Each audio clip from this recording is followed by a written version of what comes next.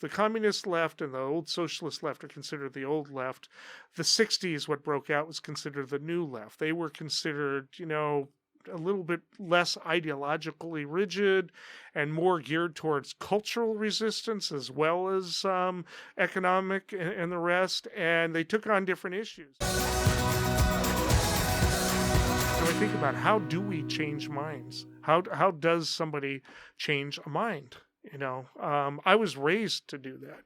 When I went to the Socialist Workers Party meetings, my parents were like, "Oh God, why are you going to that group?" When they were organizing against the war in the '60s, and they saw this group as being disruptive, and it was like dealing with the Moonies. They said, blah blah blah, but they didn't stop me. They wanted me to figure it out for myself. Walk me through this, because your grandfather was a communist, Yes. right? Yes. How does that happen? All right. My grandfather came from Denmark.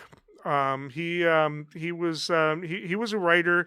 There are a number of communists in Denmark. Most of my family in Denmark were either communists or religious fanatics, Christian fanatics. I mean, it just was that way. And one of them, if you look up Hans Kirk, was actually one of the more famous novelists of Denmark for the 20th century. Wrote The Fisherman, really interesting book. And they were part of the backbone of the underground during the war. A lot of stories about it. He was actually captured or escaped. They burned his books. The Germans did during the occupation. But the fishing part of my family, their fishing boats were used to transport Jews and other people over to Sweden, and the rest. So this. And the Communist Party was the backbone. That's why they have some popularity in politics in Europe to this day. They were the backbone of the underground movements in France, Italy, and in Denmark. But my grandfather came over earlier, and he hooked up with people here. It was in the party. Back then it wasn't quite as big a stigma. He joined the military and took part in the invasion of Italy during the war. Is this World War One? World War II. Italy was actually on the Allied side in World War One, but Axis in World War II.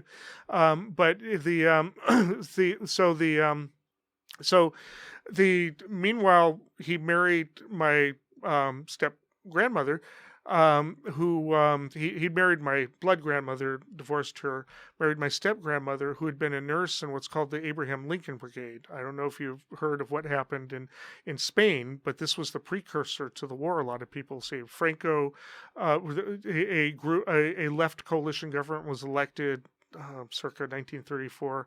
Think maybe 35, was there a rebellion in the military led by General Franco came up. The part of the military sided with the Republicans, as they were called, and there was the Spanish Civil War, and Germany and Italy were backing Franco, but nobody on the West was backing Spain because they had ties to Stalin, the communists, some of them.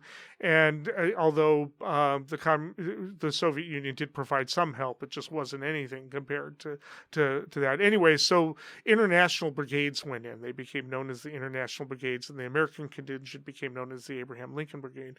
My grandmother was a nurse, served as a nurse in that brigade, actually met Hemingway, thought he was pompous asshole, but anyways, which shouldn't surprise anybody who has read him.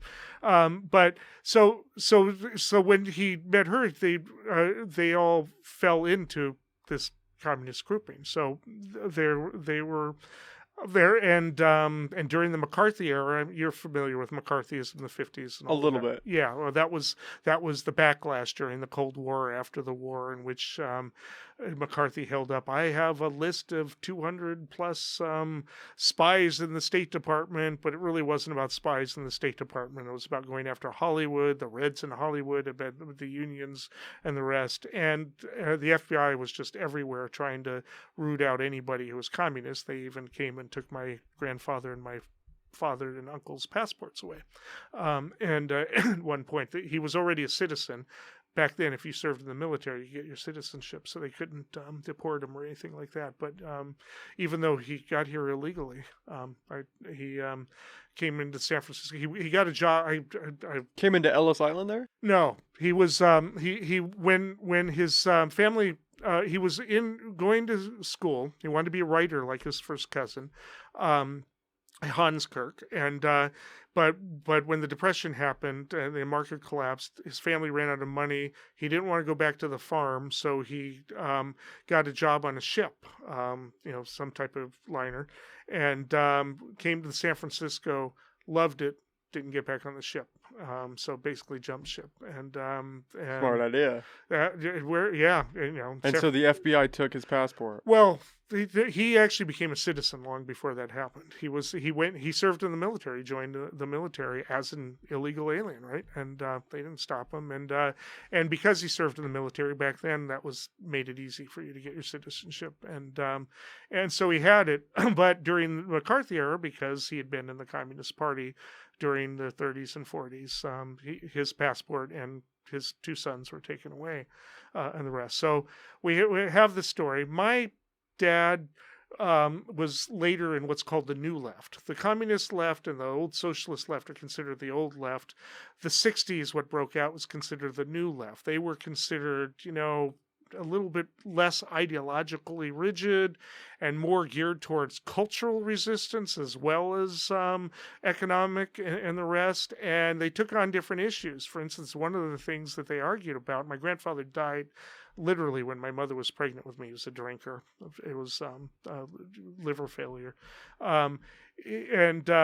And he told my dad, ecology is a bourgeois science. I mean, if he was around during the whole logging wars thing here, he wouldn't have been a fan of Hurwitz and Pacific Lumber. He would say that, they were corrupt and bosses and they need to be, overturned and the rest. But he would say, but what about the jobs? He would be right with, the people there. So there was that difference. I mean, between that.